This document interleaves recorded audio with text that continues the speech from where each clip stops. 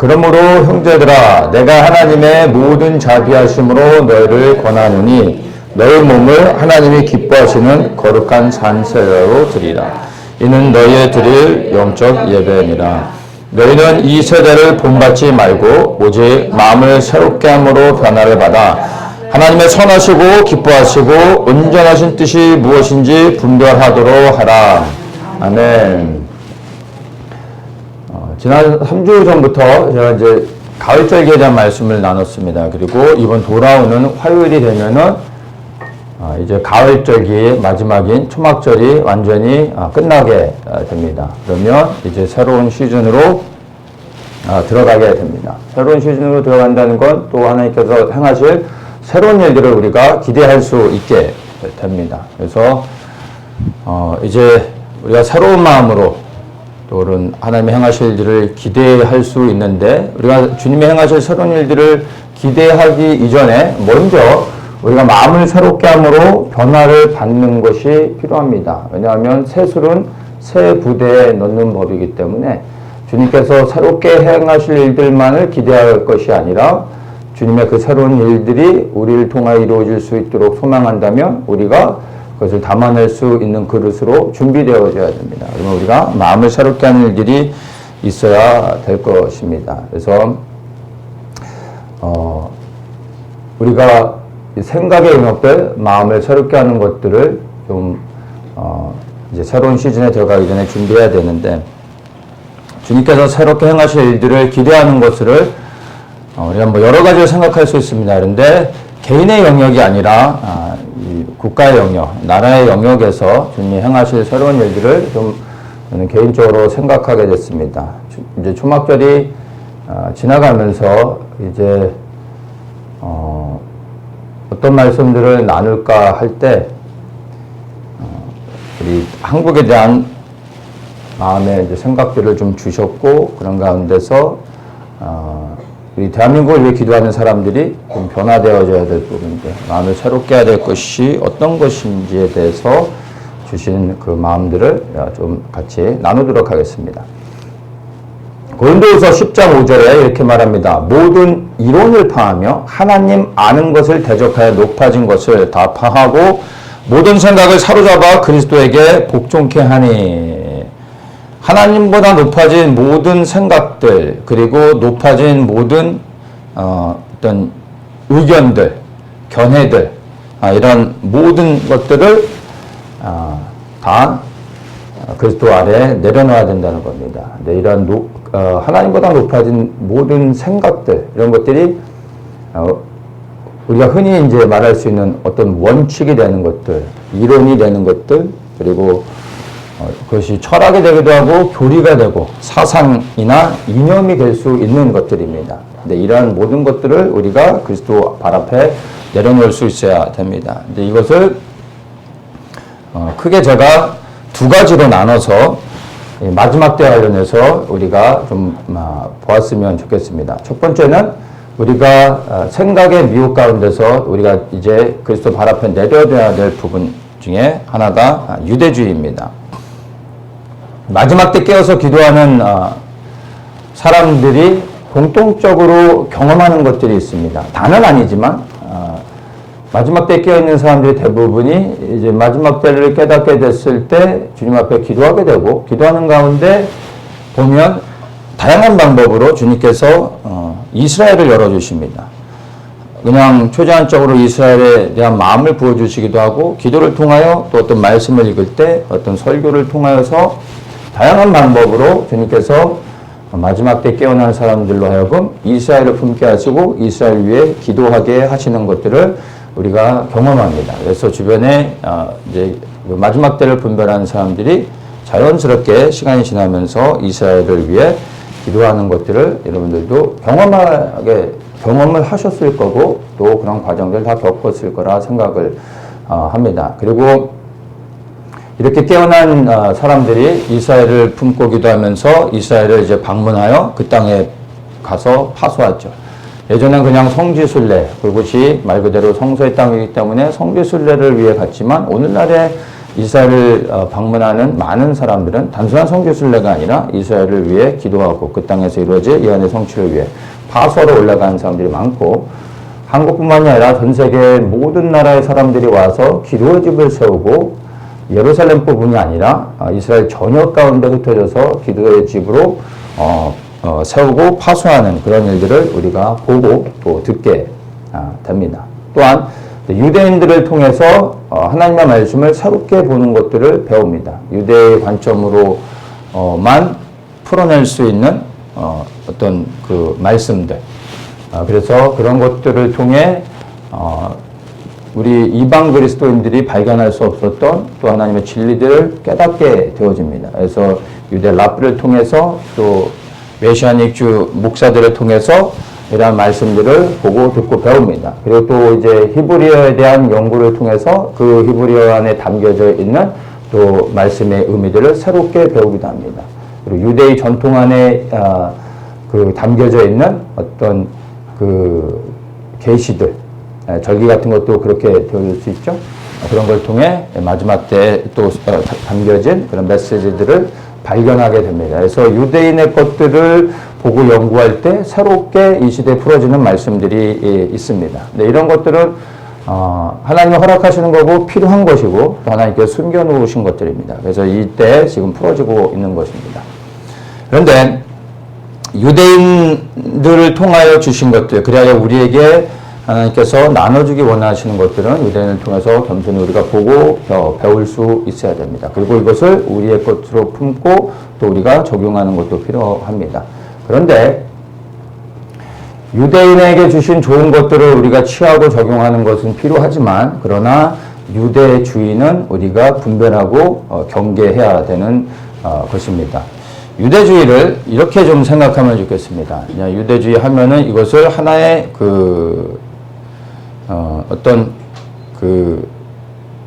이 철학으로 생각하거나 아니면은 신학적인 것으로, 교리적인 것으로, 전통이나 어떤 가르침 이런 식으로 접근하지 않고, 고린도후서 10장 5절 우리가 좀 전에 읽었던 것처럼 하나님보다 더 높아진 그 어떤 것, 하나님보다 더 높아진 유대인의 그 어떤 것, 이런 것으로 우리가 좀 접근하고 그것을 유대주의라는 것으로 우리가 좀 이해를 하면 조금 더 쉽게 이 유대주의를 우리가 분별할 수 있을 것 같습니다. 그래서 유대의 신학들, 그리고 유대의 전통, 철학, 이런 사상, 이런 것들이 나쁜 것은 아닙니다. 그러나 이런 것들을 통하여 우리가 배우고 깨달을 수 있는 것도 있지만, 그러나 이런 것들이 하나님보다 더 높아지게 되면은 이게 곧 유대주의가 되어진다는 것입니다.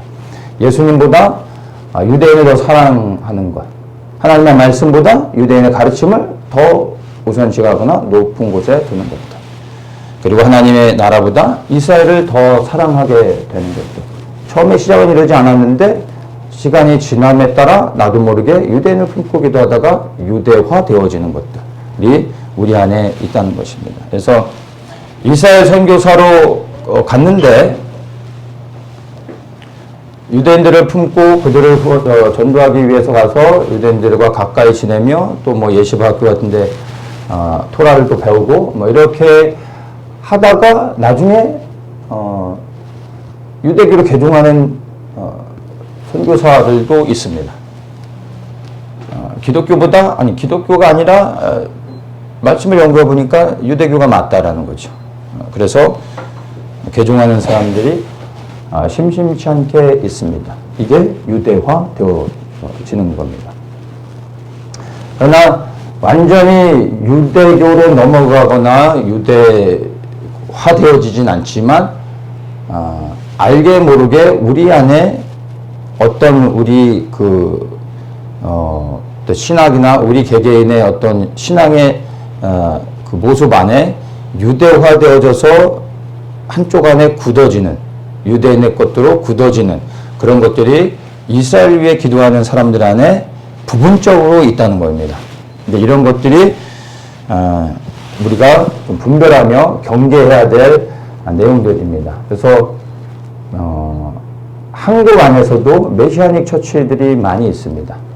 이 메시아닉 처치를 가게 되면 일반 교회의 모습과 완전히 다릅니다. 유대의 회당에 와 있는 것 같은 그런 그 분위기고, 목사들도 키파를 쓰고 찌찌찌를 달고 그 다음에 탈릿을 어깨에 두르고 또 예배를 드리고, 뭐 십자가는 없지만 다윗의 별이나 메노라로 교회가 장식되어져 있습니다. 그리고 예배 가운데 뭐 쇼파를 불기도 하고, 이러한 것들이 잘못됐다라는 것은 아닙니다. 저도 예배 가운데 뭐 저도 탈릿이 있습니다. 어느 날 제가 탈릿을 쓰고 어깨에 두르고 기도한다고 저 사람이 이상해졌네 하지 마시고, 유대 전통에 의해서 남자들은 탈릿을 쓰고 하나님의 임재 안에서 기도하는 것이기 때문에 탈릿을 씁니다. 그래서 뭐 그런 것들을 우리가 모방한다고 해서 잘못된 것은 아닙니다. 그리고 교회 안에 메노라나 다윗의 별로 장식할 수도 있습니다. 물론 저는 그렇게 안 합니다. 십자가도 한다는데 무슨 다윗의 별을 달겠습니까? 그런데 그런 것을 한다고 잘못된 것은 아니지만, 그러나 우리가 분별해야 되고 넘지 말아야 될 선이 있다는 겁니다. 우리도 지난 3주 동안을 통해서 가을 절기들을 말씀을 나누면서 지켰습니다. 근데 우리가 이 절기를 지키는 목적은 지키는 데 있지 않습니다. 절기 안에 담겨진 예수 그리스도의 메시지를 발견하고 그 안에 담겨진 예수 그리스도를 또한 발견하는 겁니다. 그게 우리에게 목적입니다. 유대인들은 지키는 게 목적입니다. 그러나 우리에게는 이미 절기를 통하여 모든 절기 안에 예수 그리스도가 담겨져 있음을 압니다. 절기를 반복하여 나누면서 그리스도를 새롭게 묵상하는 것이고, 절기의 완성을 통하여 우리가 바라보는 게 무엇입니까? 예수 그리스도의 다시 오심입니다.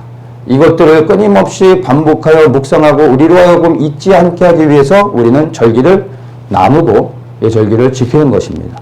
그러나 이 절기를 지키는 게 율법이 되어지는 것은 아닙니다. 이것을 안 한다고 해서 문제가 되는 것도 아닙니다.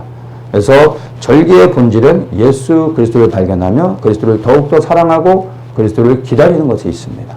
그런데 지금 현재 유대인들은 예수님을 알지 못합니다. 그분이 메시아임을 인정하지 못합니다. 그래서 그들이 절기를 지키지만 사실 절기 안에 담겨져 있는 생명을 그들은 아직도 모르고 있는 겁니다. 그래서 우리가 유대인의 좋은 것들을 취하고 우리가 따라갈 수는 있습니다. 그러나 우리가 분별해야 된다는 것입니다. 마음의 중심을 살펴봐야 됩니다.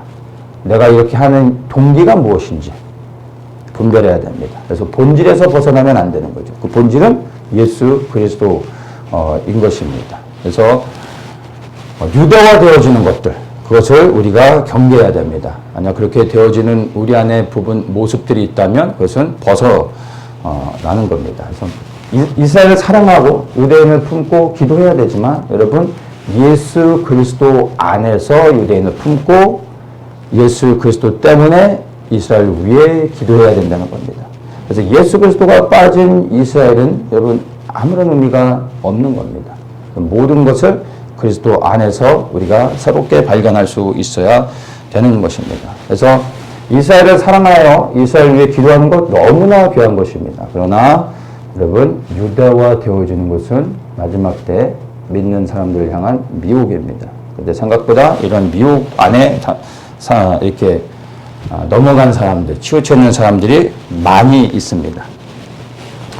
그리고 이 이스라엘 품는 사람들 가운데 또 다는 아니지만 많은 사람들이 이스라엘을 품지 못하면 뭔가 좀 수준이 떨어지는, 영적으로 아직도 깨어있지 못하고 잠자고 있는, 자기보다 좀 한 수 아래의 사람으로 바라보고 또 평가하는 그러한 모습들이 있습니다. 교만이죠. 우리가 예수님을 알게 된 게 우리가 지혜가 있고 똑똑하고 남들보다 더 많이 배웠기 때문입니까? 아니죠. 이스라엘을 알게 된 게 무엇입니까? 여러분이 이스라엘을 많이 연구했고 이스라엘에 대한 학위가 있어서 그런 겁니까?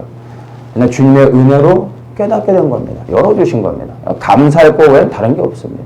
그들을 위해 기도한다고 우리가 더 뛰어난 사람이 전혀 아니라는 것을 아셔야 됩니다. 그런데 이스라엘을 위해 기도하는 사람들 안에 담겨져 있는 마음의 한 구석이 뭐냐면 교만입니다. 내가 너보다 낫다라는 것이죠. 전혀 그럴 이유가 없다는 겁니다. 네. 여러분이 이스라엘 위해 기도하고 있다면 그 마음의 동기를 한번 살펴보십시오. 내가 왜 이스라엘 위해 기도하고 있는가? 내가 이스라엘 사랑하는데 그 이스라엘 사랑하는 마음이 근본이 무엇에서 비롯되어져 있는 것인지 여러분이 보셔야 되는 겁니다. 네. 그래서 주님의 뜻 안에서 이스라엘을 품어야 우리가 바른 기도를 바르게 할 수 있는 겁니다. 예를 들어서 제3성전을 위해서, 제3성전의 재건을 위해서 기도하는 것. 이런 것들이 분별을 통해 볼 수 있습니다. 유대인들은 성전을 짓는 것을 위하여 모든 것을 지금 걸고 있습니다. 그리고 곧 세워질 겁니다. 왜냐하면 이들은 성전이 있어야 제사를 드리고 제사를 드려야 구원을 받습니다. 죄사함을 받는 거기 때문에 이들에게는 목숨을 거는 일입니다. 그래서 이 제3성전은 머지않은 시간에 세워질 겁니다. 그러나 우리 예수 그리스도를 믿는 우리에게 성전은 무슨 의미가 있습니다. 예수 그리스도가 우리의 성전이 되십니다. 말씀에서 우리에게 이야기하고 있는 것입니다. 그리스도께서 성전이 되셨고 그분이 동물의 희생이 아닌 예수 그리스도께서 직접 우리의 희생양이 되어주셔서 죄를 사해 주셨습니다. 우리는 더 이상 성전에서 동물의 희생 제사를 통하여 죄사함을 받을 필요가 없습니다. 우리는 성전이 필요가 없는 겁니다. 성경 어디에도 성전을 지으라라고 말하고 있지 않습니다. 유대인들이 성전을 지으려고 할 때 하나님께서 내가 이것을 원하느냐라고 말씀하셨습니다. 하나님은 성전이 필요 없으십니다. 주님이 성전이십니다. 예수님이 감난산에 오셔서 통치하십니다. 성전 안에서 통치하지 않으십니다. 그분이 성전이신데 왜 사람이 지은 성전 안에 거하시겠습니까? 그래서 유대인들이 구하고 있는 이 기도하며 세우려고 하는 이 제3성전은 유대인들, 예수 그리스도를 아직 모르는 유대인들이 지으려고 하는 거지 하나님의 뜻이 아닙니다. 그러나 물론 이것은 되어질 겁니다. 그러니까 우리가 제3성전을 위해 기도할 것이 아니라 제3성전이 세워지는 것을 지켜보면 되는 겁니다. 왜냐하면 이 성전이 세워지는 것이 마지막 때의 큰 사인이기 때문에 우리는 이것을 주목해야 할 일이지만 그러나 제3성전이 세워지기 위해 간절히 기도하는 것 주님의 뜻은 아닙니다. 이건 우리의 기도가 아니라는 것을 우리가 알아야 되는 겁니다. 그리고 또한 반유대주의가 전 세계에서 점점점 높아지고 있는 가운데 많은 사람들이 반유대주의를 통해서 유대인들이 세계 각처에서 굉장한 고난을 핍박을 당하고 이런 것들을 보면서 유대인들을 생각할 때 마음이 아프니까 반유대주의가 사라지도록 위해서 기도하는 사람들이 있습니다. 근데 유대인을 사랑하는 마음은 알겠지만 여러분 반유대주의가 사라지도록 없어지도록 기도하는 것은 사실은 잘못하면 하나님의 뜻을 대적하는 기도가 되어질 수 있습니다. 여러분 반유대주의는 하나님이 일으키시는 건 아니지만 하나님이 허락하시는 겁니다. 악을 마지막 때 하나님이 허락하십니다. 이 땅을 사단에게 내어주십니다. 이게 하나님의 뜻입니다. 그래서 반유대주의는 우리가 아무리 열심히 막으려고 기도해도 더욱더 거세질 겁니다. 왜냐하면 그것은 하나님의 뜻 안에 계획되어진 거기 때문입니다. 이 반유대주의를 통하여 전 세계에 흩어진 수많은 유대인들이 하나님의 땅으로 돌아가게 하시는 게 하나님의 목적입니다. 반유대주의는 계속 일어날 겁니다. 이런 것을 통하여 유대인들이 고난과 어려움을 또다시 겪게 될 겁니다. 우리는 그것을 보면서 반유대주의가 멈춰지길 기도할 것이 아니라 이 반유대주의를 통하여 유대인들이 세상에서 고난을 당할 때 이들이 알리야할 수 있도록 더 많은 알리야가 일어나고 세상에 흩어진 모든 유대인들이 말씀 그대로 하나님의 약속의 땅으로 돌아갈 수 있도록 알리야를 위해 기도하면 되는 것입니다. 또한 이 예루살렘의 평안을 위해 기도하라고 시편에서 말하고 있습니다. 그래서 우리가 예루살렘의 평안을 위해 기도할 때 그 평안이라는 단어 때문에 우리는 평화를 기도하는 경우들이 있습니다. 그래서 이스라엘에서 전쟁이 멈춰지도록, 전쟁이 나지 않도록, 그들이 평안한 가운데 살아갈 수 있도록, 그리고 환난과 핍박을 벗어나 그들이 안전히 보호될 수 있도록 기도합니다.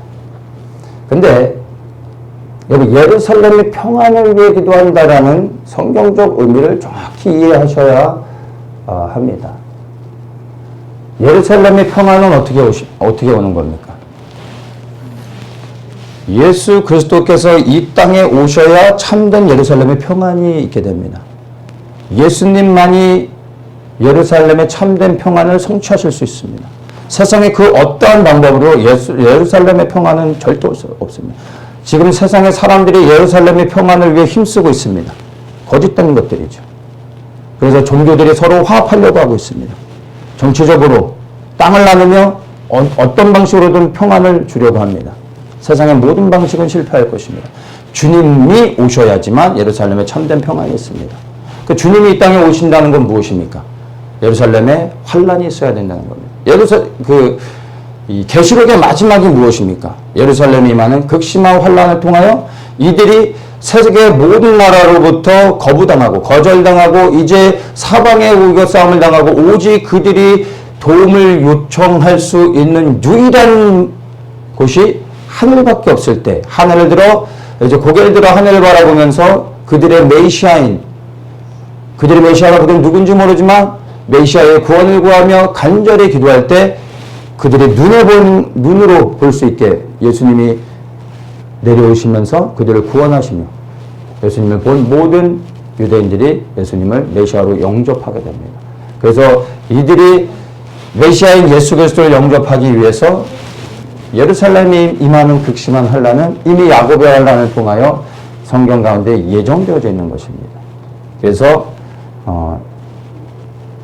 예수 그리스도의 재림은 곧 이스라엘에 임하는 극심한 환란과 연결되어지는 겁니다. 그래서 예루살렘의 평안이 어떻게 오는지 우리가 분명히 이해를 해야 됩니다. 그래서 예루살렘의 평안을 위해 기도하는 것은 여러분 그리스도의 재림을 위해 기도하는 것으로 여러분이 생각하셔야지 단순히 우리가 눈에 보는 그리고 세상적인 방법으로 예루살렘의 평화를 위해 기도하는 게 아니라는 것을 아셔야 됩니다. 그래서 유대인들이 환란을 당할 때 우리는 기도해야 되는 것이 바로 유대인들이 메시아인 예수 그리스도를 눈을 열어 영접할 수 있도록 그들의 구원을 위해 기도해야 되는 것입니다. 이스라엘을 사랑하십시오. 유대인들을 위해 기도하십시오. 그러나 더욱더 예수님을 사랑하시고 더욱더 이스라엘을 통하여 영광스러운 하나님의 나라가 이 땅에 임할 수 있도록 여러분 기도하셔야 되는 겁니다. 그것이 마지막 때 깨어 기도하는 우리에게 너무나 중요한 부분입니다. 근데 제가 정말 이제 나누고 싶은 건 유대주의가 아니라 우리 한국을 생각하면서 기도할 때 마음의 감동으로 주신 것을 나누겠습니다. 우리가 지금 마음의 생각을 새롭게 하며 우리 안에 기도하는 우리 안에 있는 생각의 미혹, 우리 한국 그리스도인들에게서 벗어야 될 것들이 있습니다. 그것이 다름 아닌 애국주의입니다. 마지막 때 이제 깨어서 기도하는 사람들이 이스라엘을 품고 기도하게 하셨고 이스라엘을 위해 기도하던 사람들이 성령의 감동과 인도하신 가운데 북한을 위해 품고 기도하게 됐습니다. 북한을 위해 기도하다가 자연스럽게 한국을 위해 기도하게 되었습니다. 물론 이것은 제 개인적인 견해입니다. 제가 한 8년 정도 이제 한국을 위해서 기도한 것 같은데 제 개인적인 경험을 바탕으로 얘기하는 겁니다. 모든 사람에게 똑같이 적용되는 건 아니겠지만 제가 이제 이스라엘 위해 기도하다가 주님께서 이렇게 주신 마음들 따라 이렇게 기도하면서 북한을 그리고 또 한국을 위해 기도하게 됐고 그리고 한국을 생각하며 또 이제 관심을 갖고 지켜보고 할 때 대부분 많은 사람들이 비슷한 경로를 통해서 이렇게 그 흐름 안에 갔던 것을 보게 됐습니다. 그래서 북한을 위해 기도하다가 한국의 위기를 보게 하시고 한국을 위해 기도하게 하시는데 한국 안에 그러니까 지금부터 좀 옛날 얘기죠.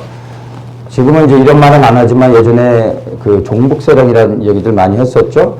한국 안에 이제 종북 세력들의 영향력으로 인해서 한국의 안보가 무너지기 시작했고 그리고 경제와 문화, 교육 모든 부분에서 이 종북 세력들이 장악하면서 한국이 급격하게 무너져가는 것을 깨닫게 됐습니다. 그래서 많은 사람들이 그 당시에는 뭐 많지는 않았던 것 같아요. 그러나 이스라엘 위해 기도하던 사람들이 북한을 위해 그러면서 이제 한국을 위해서 그 흐름 안에서 기도하게 하셨습니다.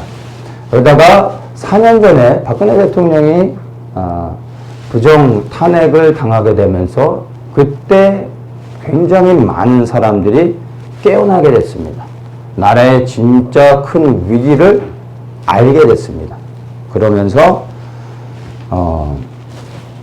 박근혜 대통령이 탄핵을 당하고 이제 문재인 정권이 들어서게 됐습니다. 그리고 즉시로 나라가 도탄에 빠지는 상황들을 우리가 지난 4년을 통해 경험하게 됐습니다. 그래서 이러한 위기를 직시한 많은 사람들이 깨어나게 됐고, 그리고 전국에서 모여 이제 광화문 광장에 모여, 뭐 전국 각지에서도 기도했지만 특별히 광화문에 모여 태극기를 흔들며 기도하는 그러한 시간들이 있었습니다. 이때 정말로 이야기들을 들어보면 하나님이 역사하셨던 것들이 너무나 많았습니다. 첫째로는 많은 사람들이 깨어났다라는 겁니다. 시대를 분별하며 잠자고 있던 사람들이 깨어나 파수하게 되어졌고 마지막 때를 알게 됐다는 겁니다. 그리고 믿지 않는 사람들조차도 태극기를 들고 밖에 나왔다가 예수님을 영접하는 일들도 많이 있었다는 이야기를 듣게 됩니다. 그리고 특별히 그 태극기 집회를 통해서 지난 한 2년 정도 됐던 것 같아요. 그 시간들을 통해 주셨던 가장 큰 은혜는 사람들이 함께 모여 이 나라 민족의 죄를 함께 회개하며 하나님 앞에 기도할 수 있었다는 것. 그게 이 태극기 집회를 통해 우리 한국에 주신 가장 큰 은혜였다라고 생각합니다. 사람들은 그렇게 기도하였음에도 불구하고 원하는 대로 이루어지지 않아 아쉬워하고 그리고 원망하는 사람들도 있었습니다. 근데 저희가 볼 때는 여전히 진행 중이고요.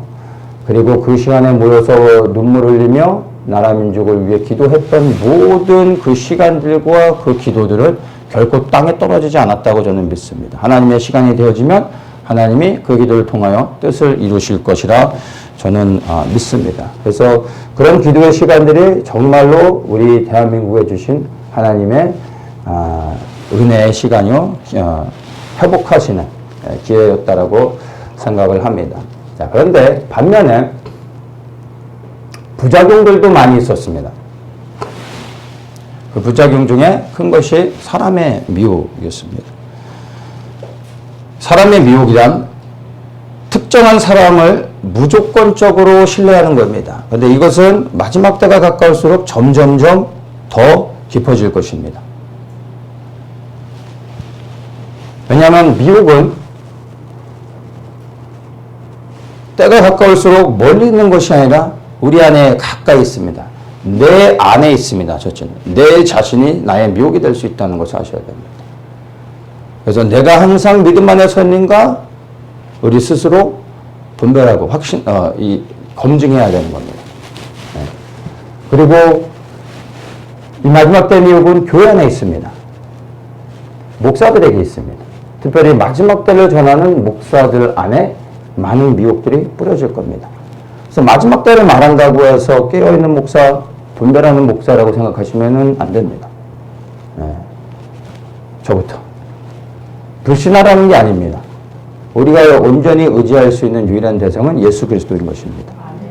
누군가가 나는 괜찮다라고 말하는 그 사람은 위험한 겁니다. 그래서 우리 스스로가 성령의 인도하심을 통하여 이 마지막 때 분별하는 것은 그 어떤 것보다 중요합니다. 네. 분별하지 못하면 미혹되는 겁니다. 추수에 알곡이 되어졌는데 마지막 순간에 미혹되어져서 빼앗겨버리면 끝나는 겁니다.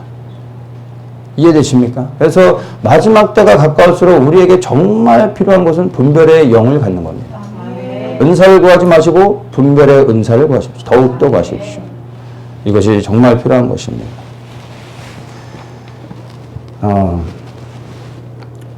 문재인 정권을 반대하고 그리고 공산주의를 배척하고 정부의 잘못된 정책들을 비난하며 저항하는 이러한 사람들을 다른 사람들이 못하는 것을 앞장서서 할 때 사람들이 그러한 사람들을 선지자로 여기고 깨어있는 사람들을 여기며 높이고 있습니다. 그리고 무한 신뢰를 보내고 있습니다. 어느 순간부터 이제 문재인 정권을 비판하고 소리를 내고 외치면 깨어있는 사람이 되어졌습니다. 그리고 보면은 태극기 집회로 유명해진 목사님들도 많이 있습니다. 여러분, 깨어있다라는 게 무엇입니까? 성경적으로 깨어있다라는 것은 문재인 정권을 비판하고 반중 친미를 외치고 이 코로나 이 방역 이런 것들 막 저항하고 이런 게 깨어있는 게 아닙니다. 성경적으로 깨어있다는 것은요, 첫째, 주님의 재림의 긴박함을 인식하고 두렵고 떨림 가운데 내 개인의 구원을 준비하는 것입니다. 그리고 이 땅이 아닌 저 하늘을 바라보며 하늘의 소망을 두고 이제 곧 오실 주님을 믿고 믿기 때문에 주의 길을 예비하는 것. 그것이 깨어있는 것입니다. 그 말씀 속에서 깨어있는 종을 향하여 깨어있는 종이 어떤지를 말해주고 있지 않습니까? 띠를 두르고 그 늦은 밤중에 주인이 오실 것을 알고 횃불을 들고 미리 나아가 주인을 기다리는 것. 그게 깨어있는 종이라 말하고 있습니다. 그러니까 깨어있다는 것은 마지막 때를 알아야 되는 것이고 그리고 주의 길을 예비하는 것이 깨어있는 것입니다. 근데 오늘날에 지금 한국 안에서는 깨어있는 사람들이 성경적인 의미와 다릅니다. 잘 여러분이 분별을 해보셔야 됩니다. 그래서 지금 보면은 흔히 그렇게 깨어있다라고 말하는 사람들이 외치는 것이 무엇입니까? 자유민주주의 회복. 그래서 그 회복을 통해 공산주의를 몰아내고 부국감동을 다시 이루는 것. 잘 사는 대한민국을 다시 만드는 것. 선교항구, 그래야 교회 부흥을 다시 외치는 것. 더 나아가 북한과 평화통일을 이뤄서 통일을 만드는 것. 그리고 외치는 것. 우리의 소원은 통일. 우리의 소원이 통일입니까? 누군가의 소원은 통일일지 모르겠는데 예수님의 소원은 통일은 아닙니다.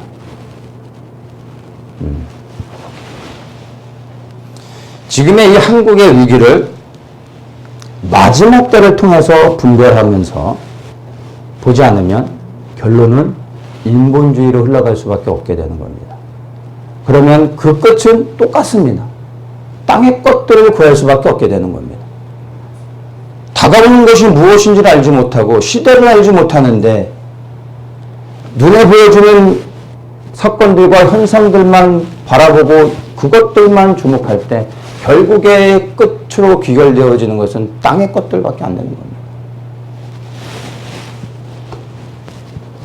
문제는 이 마지막 때 깨었다고 하는 그래서 이 나라 민족을 위해 파수하고 있다라는 많은 사람들이 맹목적으로 이러한 가르침을 이런 주장들을 앞에서 말하고 있는 사람들을 따라가고 있다라는 것입니다. 우리 한국에 있는 큰 미혹은 다른 것이 아니라 애국주의라는 겁니다. 유대주의를 통해서도 나눴지만 여러분 유대인을 위해 기도하고 이스라엘을 위해 기도해야 되지만 그러나 예수님보다 이스라엘을 더 사랑하게 되면 그게 미혹인 겁니다. 근데 이 애국주의도 마찬가지입니다. 우리가 나라와 민족을 위해 기도하는 건 너무나 당연한 것입니다. 우리가 살고 있는 땅이고 우리가 이 땅에 태어나게 하셨다는 것은 이 땅을 위한 하나님이 파수꾼으로 또 세우시는 겁니다. 그래서 이 대한민국에 특별히 하나님의 부르심이 있고 마지막 때 분명한 사명이 있기 때문에 하나님께서 또한 우리로 하여금 이 땅에서 태어나게 하시고 이 시대를 분별하며 예수님을 믿을 뿐만 아니라 마지막 때에 깨어 분별하며 살아가게 하시고 있습니다. 그러면 우리가 이 땅을 위해 파수하는 것들은 너무나 당연한 것입니다. 그런데 우리가 이 나라의 민족을 위해 기도하지만 그 기도의 본질이 예수 그리스도를 벗어나 인간적인 마음으로 기도한다면은 그것은 미혹입니다. 근데 그것이 바로 애국주의라는 것입니다. 나라를 사랑하는데 예수님보다 대한민국을 더 사랑하는 사람들. 나라를 사랑하는 그 뜨거운 마음은 예수님조차 따라올 수 없는 사람들. 이게 미혹입니다. 우상인 것이죠. 우리는 대한민국 국민이기 이전에 하나님 나라의 백성이라는 것을 여러분이 분명히 인식하셔야 됩니다. 우리의 국가 정체성은 여러분 대한민국에 있지 않습니다. 하나님 나라에 있지 않습니까? 우리가 두 왕국을 섬길 수는 없습니다. 하나님 나라를 섬기는 사람은 대한민국을 섬기지 않습니다. 하나님 나라 안에, 하나님 나라의 백성으로서 우리가 대한민국을 품어야 되는 것이지, 그리스도 없이 대한민국을 품는 것은 그게 미혹이 되는 겁니다. 많은 사람들이 예수님보다 이 나라를 더 사랑하고 있습니다.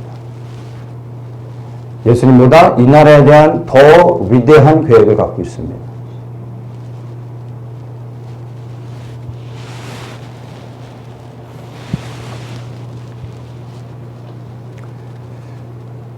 나라를 위해서 기도하는 사람들 안에 있는 똑같은 교만의 영이 있습니다. 이스라엘을 위해 기도하는 사람들 안에 교만의 영이 있듯이 특별히 나라 민족을 위해 기도하는 애국하는 사람들, 국가를 위해 기도하는 사람들을 보면 정말 무섭게 기도합니다. 보통 사람들은 따라갈 수 없습니다. 그 열심은 너무나 귀한 겁니다. 근데 이런 사람들 안에 있는 것들을 제가 발견합니다. 교만입니다. 그리고 자기의가 너무나 강합니다. 내가 기도했으니까 그나마 이 정도지. 나니까 이렇게 기도하지. 그 열심은 주님도 따라오지 못합니다.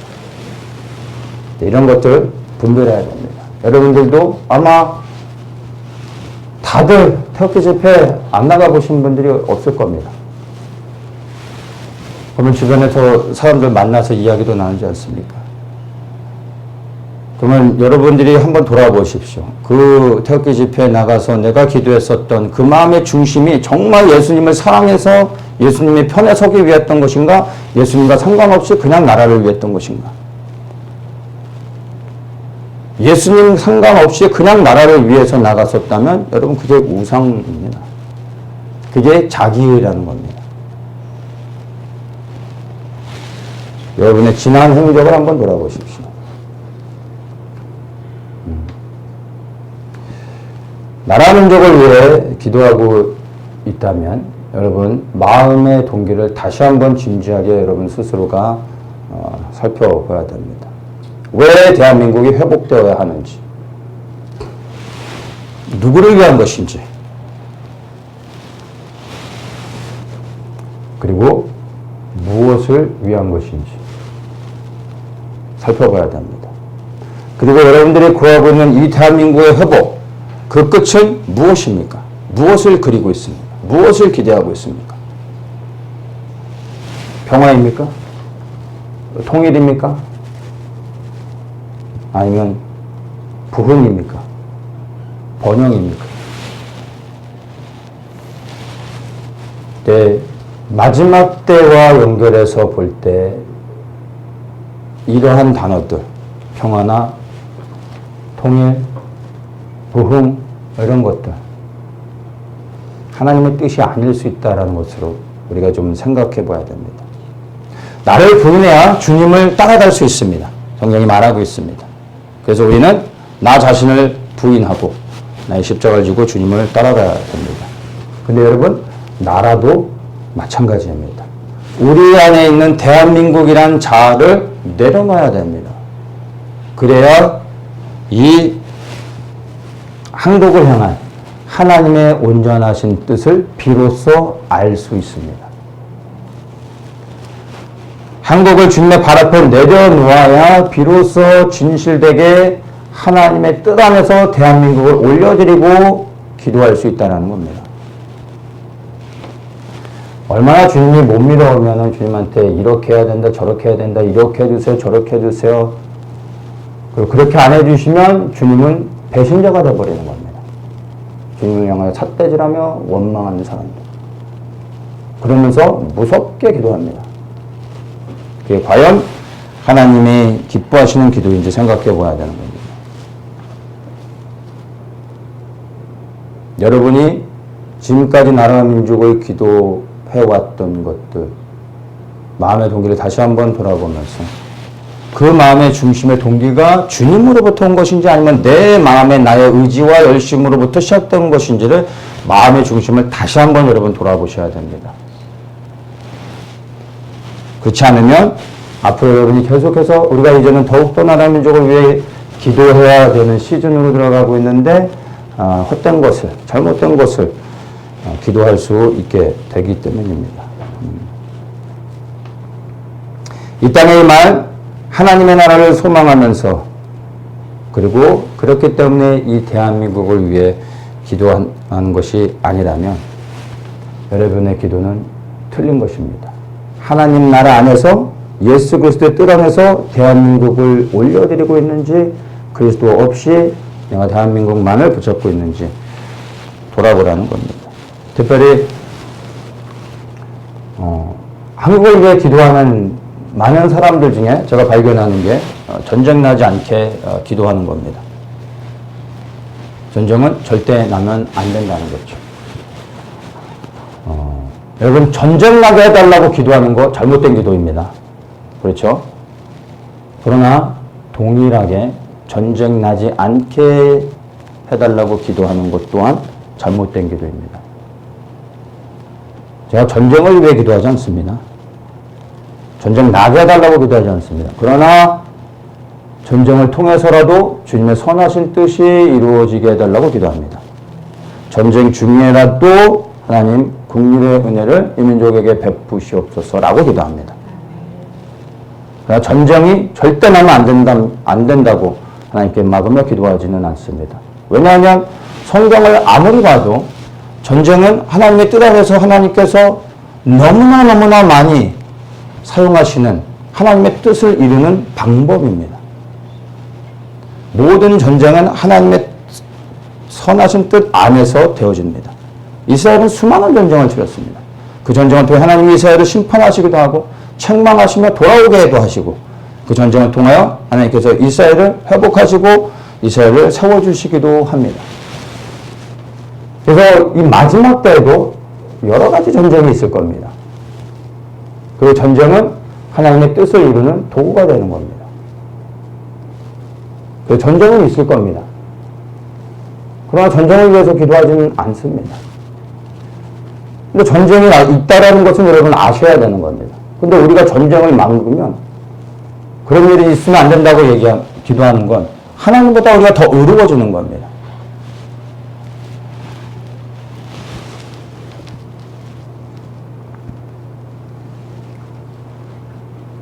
요즘은 뉴스는 잘 안 보지만 간간히 이렇게 유튜브를 통해서 이제 타이틀을 보면은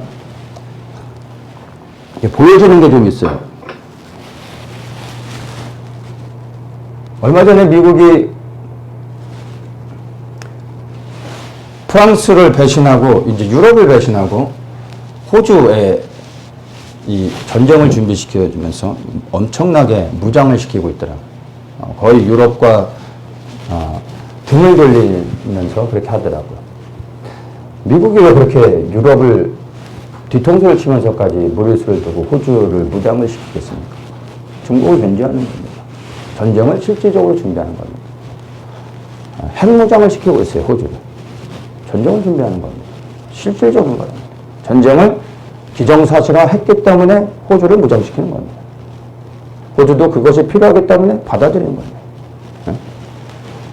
대만은 중국과의 전쟁을 기정사실화하고 지금 모의훈련을 하며 준비하고 있습니다. 언제든지 전쟁이 일어날 수 있다는 것을 대만은 인식하고 있습니다. 왜 지금 같은 이러한 시점에 미국이 아프가니스탄을 버렸을까요? 이 아프가니스탄을 통하여 중국 신장에 미치게 될 영향들, 그것으로 인하여 중국이 어떠한 상황 가운데 들어갈지, 우리는 모르는 겁니다. 근데 중국의 위기는 곧 북한과 연결되어지는 거고, 북한은 곧 한국과 연결되어져서 한반도에 어떠한 일들이 일어날 수 있는 겁니다. 근데 이 아프가니스탄 또한 서쪽으로 보면 이란에 엄청난 영향을 미치게 됩니다. 중동 정세에 큰 영향을 미칠 수밖에 없습니다. 근데 이 중동의 영향은 곧 이스라엘과 이란의 전쟁으로 이어질 수 있는 겁니다. 북한은 지금 정상이 아니죠. 뭐 굳이 뉴스에 나오지 않아도 뭐 대충 보면 알지 않습니까? 북한은 지금 정상이 아닙니다. 중국도 지금 정상이 아니죠. 시진핑도 어떻게 될지 모르는 겁니다. 이란도 지금 내부적인 상황이 너무 안 좋습니다. 보이지 않습니까? 이란이. 그러면 이스라엘과 중국과 북한, 그러면 한반도에. 제가 볼 때는 이러한 정세를 통해서도 하나님께서 전쟁을 준비하고 계시고 그런 것들을 허락하고 계시다라는 게 제 눈에는 너무나 보여지는데, 이런 나라의 위기는 곧 전쟁으로 연결되는 거 아니겠습니까? 이러다가 어느 날 갑자기 평화로워질 것을 기대하십니까? 대단한 믿음인 것 같습니다. 근데 제가 볼 때는 전쟁이 가까이 오고 있습니다. 그래서 말할 수밖에 없고, 초막절이 끝나가는 이 시점에 우리가 새로운 시즌으로 들어가길 기대한다는 것은 좀 뭔가 익사이딩하는 어떤 우리에게 흥미롭고 뭔가 즐길 만한 뭐 좋은 일들을 제가 기대한다라는 게 아닙니다. 물론 이러한 일들 뒤에 그리스도의 나라가 이 땅에 임할 것을 보기에 기대하고 우리가 그 너머에 있는 하나님의 영광을 보며 소망할 수 있습니다. 그런데 지금 우리에게 앞으로 다가올 것은 여러분 뭐 즐겁고 좋은 것은 아닙니다. 이제 5782년에 초막절이 끝나가고 있습니다. 새로운 시즌으로 들어가는데 이제 우리는 이 새로운 시즌을 지금이 아닌 2022년으로 봐야 됩니다. 이제 2022년부터 해서 2024년 정도까지 제가 볼 땐 많은 일들이 일어날 것 같습니다. 근데 그 일들은 우리가 별로 원치 않는 일들이 될 겁니다. 그런데 이런 일들은 우리가 막아서 될 수 있는 게 아니라는 겁니다. 그러면 우리가 어떻게 기도해야 되겠습니까? 무엇을 기도해야 되겠습니까? 주님께 여쭤봐야 됩니다. 모르면 차라리 주의 뜻을 이루어 주시옵소서라고 기도하는 게 이게 바른 기도입니다. 왜냐하면 우리가 주님의 뜻을 알지 못해도 주의 뜻이 이루어지기를 기도할 때 주님이 계획하신 일들이 이루어지는 겁니다. 근데 그 일이 무엇이든 간에 주님의 뜻 안에서 이루어지는 모든 것들은 선한 겁니다. 모든 것을 받아들일 수 있어야 됩니다. 눈에 보여지는 것이 어떠하든 결국에 이 땅에 임할 그 영광스러운 그리스도가 통치하는 나라를 믿는다면 그것을 넘어 우리는 더욱더 소망을 할 수 있어야 된다는 것입니다. 우리에게 다가오고 있는 것들이 우리가 원하는 것은 아니지만 그러나 실질적으로 정말 우리에게 이제 큰 영향들을 미칠 것이라 생각을 하기 때문에 이제 새롭게 기도하며 하나하나 깨닫게 하시는 것들을 제가 나누려고 합니다. 그리고 우리는 이것들을 받아들이며 준비할 수 있어야 되는 겁니다. 예루살렘의 황폐함을 눈앞에서 보면서도 또한 장래의 예루살렘의 회복을 눈물 흘리며 통곡하면서도 그 앞에 보이는 그 황무함으로 인하여 애통하며 눈물을 흘리지만 그러나 정말 이제 곧 다시 회복되어질 예루살렘의 영광을 믿음으로 보고 입을 열어 찬양하며 선포했던 예레미야처럼 여러분 우리 또한 지금 대한민국에 다가오고 있는 일들을 넘어서 그 후에 하나님께서 행하실 놀라운 일들을 기대하면서 우리가 잠잠히 하나님의 구원을 바라보며 하나님의 행하실 일들을 기대하며 기도하고 그리고 우리의 부르신 자리에 견고히 설 수 있어야 되는 겁니다. 여러분 이제 그 어느 때보다 믿음을 준비해야 됩니다. 주님이 언제든지 우리를 부르신다면 여러분 기쁨으로 일어서서 주님을 향하여 팔을 벌리고 가실 수 있는 믿음의 준비가 되어야 되는 겁니다.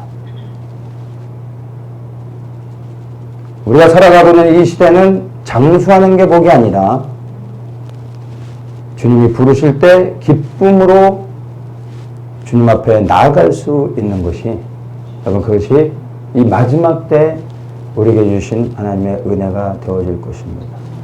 이 땅에서 장수하며 편안히 사는 것을 구하지 마시고 주의 오심이 임박했다는 것을 믿고 그리고 그 믿음 안에서 여러분이 살아가고 있다면 여러분 더욱더 하나님의 나라를 구하십시오. 이 대한민국을 위해 기도하되 이 대한민국조차 하나님의 손에 내려놓고 하나님이 이 대한민국을 통하여 행하실 일들을 믿음으로 드리고 더욱더 하나님의 나라를 소망하시기를 예수님의 이름으로 축복합니다. 주님 그렇습니다. 우리의 마음의 생각을 새롭게 해주시옵소서. 변화를 허락하시고 새 마음과 새 영을 주셔서 굳은 마음이 기경되어지고 새 마음이 되어 이제 더욱더 이 땅에 하나님의 나라를 소망하며 담대히 부르짖어 기도할 수 있는 저희들 되게 하여 주시고 그렇게 나갈 때 우리 안에 하나님이 행하실 놀라운 일들을 보여주시옵소서. 믿음으로 취하게 하시고 더욱더 부르신 자리에 담대히 설 수 있는 저희들 되게 하여 주시옵소서. 예수님의 이름으로 기도합니다.